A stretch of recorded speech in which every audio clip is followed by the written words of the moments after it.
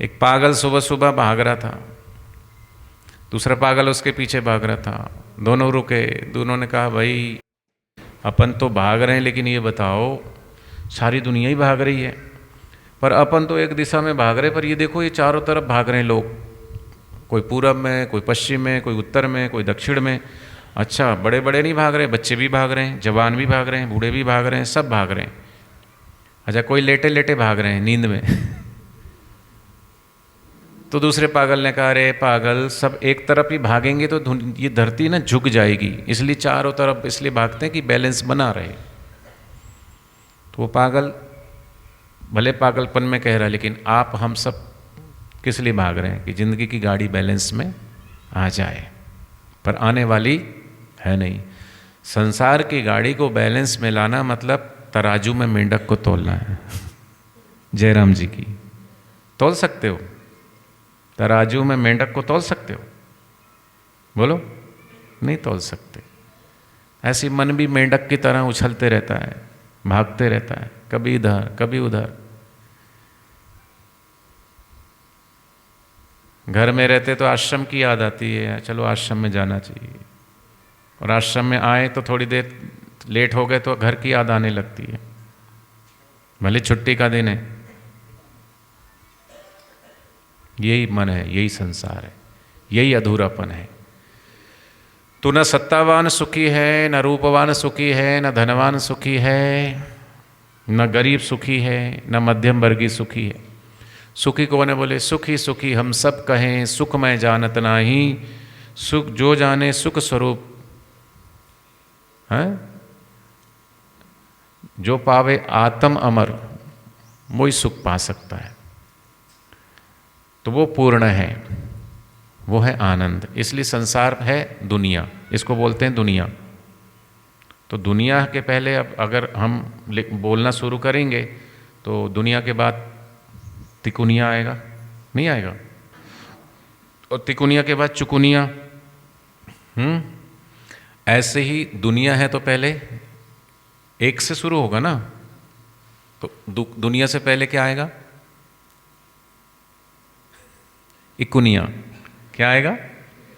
इकुनिया। तो इकुनिया से ही दुनिया चलती है। इकुनिया है तो दुनिया है, और इकुनिया नहीं है तो कुछ नहीं है। तो इकुनिया क्या है? चलती चक्की देख के दिया कबीरा रोए, दो पाटन के बीच में साबुत बचा न कोई। ये जो दो पाट के बीच में जो कील है ना, जो आधार है दोनों पाट का, वो इकुनिया है। जो सभी को संचालित करता है वो परमात्मा, वो एक है। गुरु नानक जी उसी को बोलते हैं एक ओंकार, सतनाम। उसी के सहारे सब होता है और हो रहा है, पर हम सोचते हम कर रहे हैं। और इस संसार में अगर उन दो पार्टों के बीच में जो भी आएगा वो पिसेगा जरूर। दो पार्ट क्या है? एक है सुख, तो दो के बीच में आएगा ना, चाहे सुख में आओ कि दुख में आओ, पिसोगे जरूर। सुख में आओगे तो भी पिसोगे, दुख में आओगे तो भी पिसोगे, क्योंकि ये दुनिया है, इसके दो पार्ट है। एक को आप पकड़ नहीं सकते, और हम सब एक को ही पकड़ते हैं। लाभ लाभ सबको चाहिए, हानि कोई चाहता नहीं। सुख सुख सबको चाहिए, दुख हम चाहते नहीं। मान मान सबको चाहिए, अपमान हम चाहते नहीं। यश यश सबको चाहिए, अपयश कोई चाहता नहीं। जीवन सबको चाहिए, मृत्यु कोई चाहता नहीं। तो एक की चाह है, और एक की चाह ही हमको फिर दूसरे से बांध देती, यही बंधन है। तो हम एक को भी ना पकड़े ना, न्यूट्रल रहें। तो कैसे रहे न्यूट्रल? तो कबीरदास जी ने देखा कि बेचारा जीव इसी तरह पिसता है। चलती चक्की देख के दिया कबीरा रोए, दो पाटन के बीच में साबुत बचा ना कोई। पिस रहा है इसलिए रो पड़े। ब्रह्मज्ञानी महापुरुष संत अपने दुख से कभी रोते नहीं।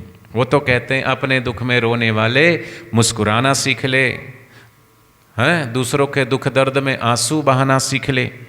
जिंदगी है 4 दिन की, तो जिंदगी में किसी के काम आना सीख ले। तो इसलिए कबीरदास जी रोए, चलती चक्की देख के दिया कबीरा रोए, दो पाटन के बीच में साबुत बचा ना कोई। तो माँ ने पूछा क्यों रो रहे हो? तो उन्होंने कहा कि जीव की यही दशा है, सब पिस रहे हैं, कोई सुख में, कोई दुख में, कोई मान में, कोई अपमान में, कोई यश में, कोई अपयश में, कोई लाभ में, कोई हानि में, कोई जीवन में, कोई मृत्यु में। तो रोते रोते फिर मुस्कुराए। तो मैंने कहा तुसी भी कमाल कर दे हो संत जी, अभी रो रहे सी, अब फिर हंस रहे सी। बोले माँ उपाय मिल गया, जीव को सुख दुख से पार ले जाने वाला उपाय मिल गया। जीव कभी दुखी ना हो, कभी सुखी ना हो और परम आनंद में रहे, ये उपाय मिल गया। तो बोले की उपाय? मैंने मैनू भी दसो।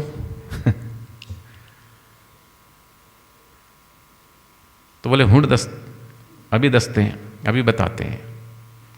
बोले चक्की चलती है तो चलने दे, तू काहे को रोए, लगा रहे जो एक कील से। तो यही इकुनिया है, लगा रहे जो एक कील से। कील क्या है? कील है वो परमात्मा की सत्ता, एक ओंकार, वो परब्रह्म परमात्मा जिसको ब्रह्म बोलते हैं। ब्रह्मा जी अलग है, विष्णु जी अलग है, ब्रह्म अलग है। ब्रह्म माने जो व्यापक है और जिससे ही सारा ही ब्रह्मांड पसारा, चले उसकी इच्छा अनुसारा, वो ब्रह्म है। उसमें पहुंच जाना, उसको पा लेना, उसको उस स्थिति में आ जाना, वही हम सब के लिए पूर्णता है और वही सब दुखों की एक दवाई है और वही सभी दुखों का एक परम इलाज है। अपने आप को जान लेना, अपने आप को पहचान लेना, और उसी के लिए गुरु नानक जी ने पूरा प्रभु आराधिए, पूरा जाका नाम नानक पूरा पाइए, पूरे के गुणगान। तो पूरे का गुणगान पूर्ण जिन्होंने पा लिया है, तो क्या पूर्ण को पाएंगे तभी पूरे का गुणगान होगा? नहीं, हम प्रयास तो कर सकते हैं ना कि जो करो, जो भी करो, अर्पण करो भगवान को। अपनी चिंता, शोक और मोह, संताप सब करो अर्पण भगवान को। इतना तो कर सकते हैं ना। बस अपनी मैं को हटा लें, फिर प्रभु ही प्रभु हैं।